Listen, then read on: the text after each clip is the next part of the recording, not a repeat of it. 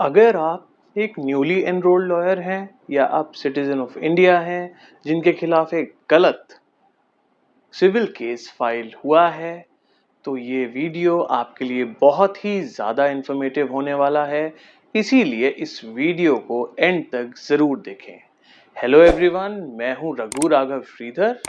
मैं प्रोफेशन से एक एडवोकेट हूं और दिल्ली एनसीआर में प्रैक्टिस करता हूं।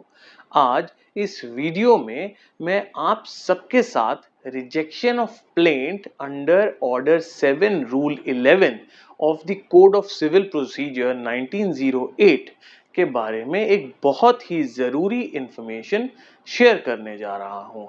हमारे इंडिया के अंदर बहुत सारे लॉयर्स हैं जो बहुत एक इम्पॉर्टेंट इंफॉर्मेशन को मिस कर देते हैं, जिसकी वजह से उनकी application for rejection of plaint under order 7 rule 11 of civil procedure code 1908 reject हो जाती है। आज इस वीडियो में मैं आपको ये बताऊंगा कि वो क्या चीज़ है जिसको आपको मद्देनजर रखना है, जिसकी वजह से हो सकता है जो आप रिलीफ क्लेम करना चाह रहे हैं वो आपकी फेवर में आ जाए। अब सबसे पहले इस पूरे वीडियो को समझने के लिए हम एक बारी order 7 rule 11 of the code of civil procedure को रीड कर लेते हैं। Order 7 rule 11 of the code of civil procedure 1908 का टाइटल है rejection of plaint.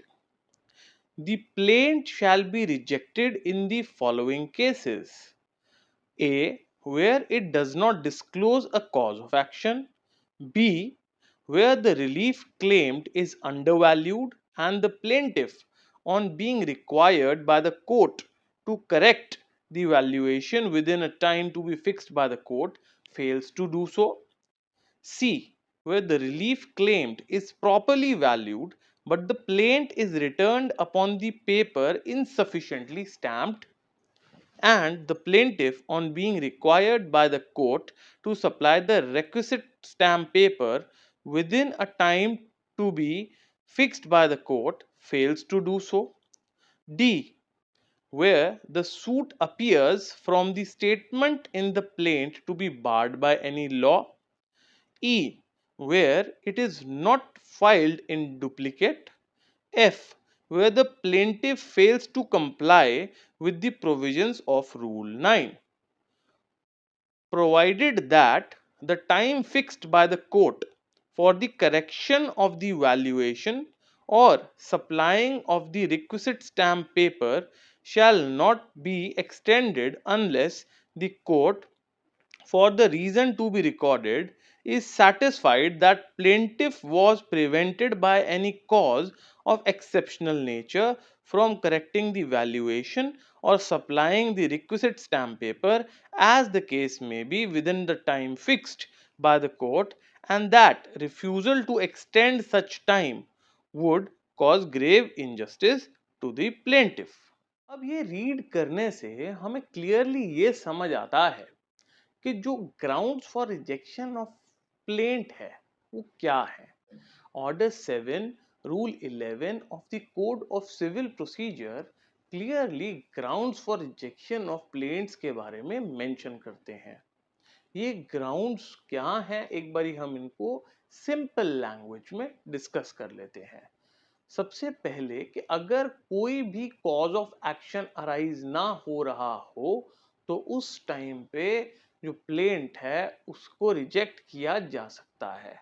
Cause of action क्या होता है, अगर इसको हम सिंपल लैंग्वेज में डिस्कस करें तो वो ये है कि कोई भी कॉज जिसकी वजह से ये एक्शन लेने की जरूरत पड़ी।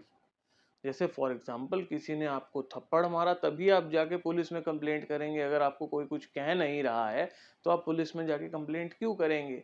सिमिलरली सिविल केसेस के अंदर किसी ने आपको सिविल बेसिस पे डैमेज किया, किसी ने आपको सिविल बेसिस पे इंजर किया, या कहीं ऐसे आप कोई सिविल राइट्स लेना चाह रहे हैं, तो उस पोजीशन में वो वजह जिसकी वजह से आप वो एक्शन जो भी लीगल एक्शन ले रहे हैं उसको कॉज ऑफ एक्शन कहा जाता है।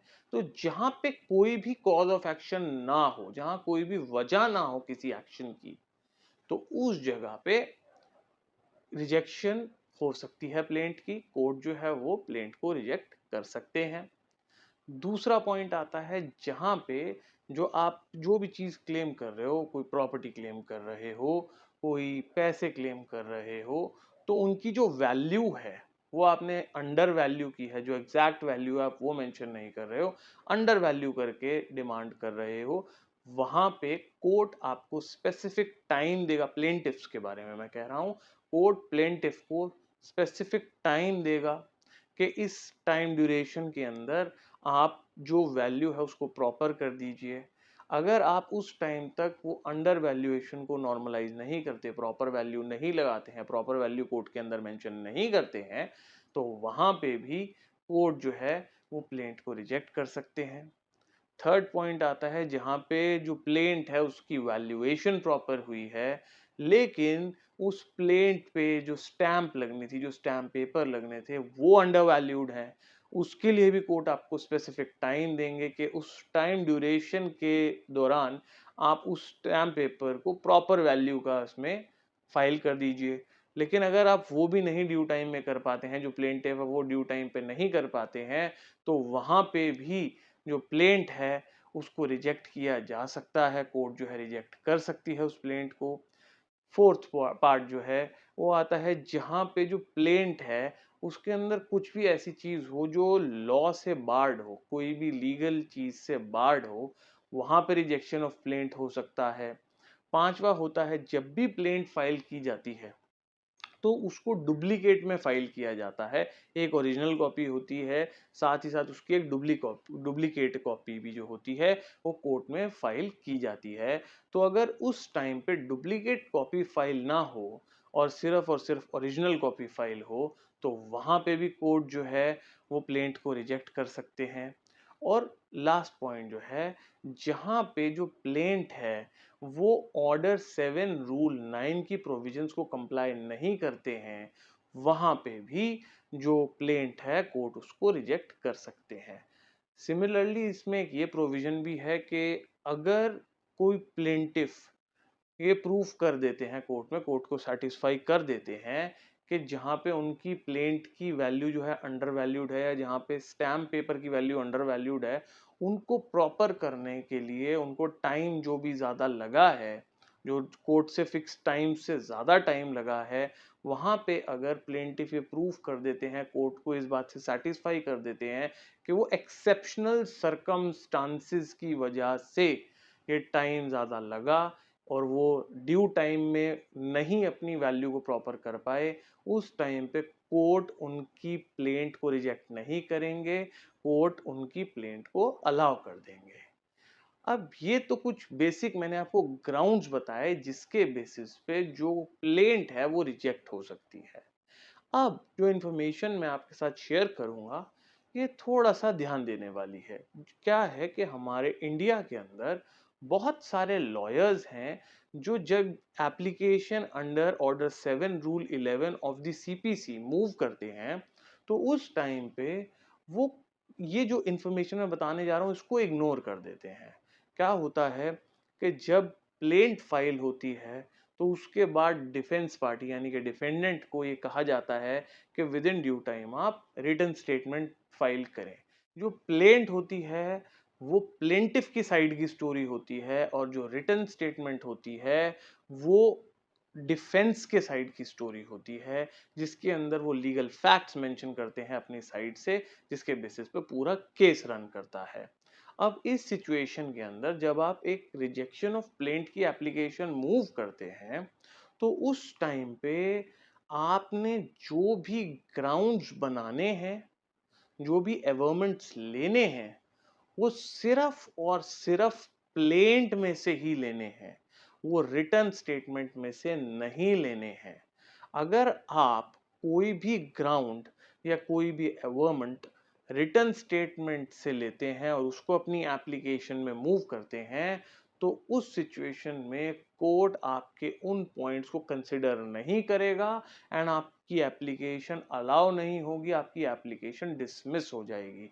तो सबको मैं ये ध्यान से ये इन्फॉर्मेशन सबको बताना चाहता हूँ, वो ध्यान रखें इस इन्फॉर्मेशन का, स्पेशली न्यूली एनरोल्ड लॉयर्स जिनको अभी प्रैक्टिस के बारे में बहुत ज़्यादा नहीं पता है, उनको मैं ये इन्फॉर्म करना चाहता हूँ कि अगर आप ऑर्डर 7 रूल 11 की एप्लीकेशन मूव करने जा रहे हैं, तो उस पोजीशन में आप जो आपका मेन फोकस है वो प्लेंट पे बनाए और ना कि रिटन स्टेटमेंट पे। जो भी आपके ग्राउंड्स हैं, जो भी मैंने आपको ऑर्डर 7 रूल 11 के अभी ग्राउंड्स बताए हैं, उनमें से जो भी आपने ग्राउंड लेना है, उनका बेस आपका प्लेंट में से ही निकले, रिटन स्टेटमेंट में से ना निकले। अगर आप वो रिटन स्टेटमेंट में से कोई चीज़ मेंशन करके उस ग्राउंड को बनाते हैं, तो आपकी एप्लीकेशन रिजेक्ट हो जाएगी। लेकिन वहीं पे अगर वो ग्राउंड जो है वो आप प्लेंट में से ही निकाल के बनाते हैं, तो आपकी एप्लीकेशन रिजेक्ट नहीं होगी और बहुत ब्राइट चांसेस हैं कि आपकी एप्लीकेशन अलाउ हो जाए अगर वो जस्टिफाइड ग्राउंड्स पे होगी एंड आपके आर्ग्यूमेंट्स एंड एप्लीकेशन से अगर वो सेटिस्फाई हो जाएंगे कि जो भी आप चीज़ मेंशन कर रहे हैं वो बिल्कुल जेन्युइन है, बिल्कुल करेक्ट है, तो 100% वो आपकी एप्लीकेशन अलाउ होगी और प्लेंट रिजेक्ट हो जाएगी। जो भी इंफॉर्मेशन मैंने आपको इस वीडियो में प्रोवाइड की है, अगर आपको ये इंफॉर्मेटिव लगे या ये आपके लिए कहीं पे भी वैल्यूएबल लगे, तो kindly like, share and subscribe. Thank you.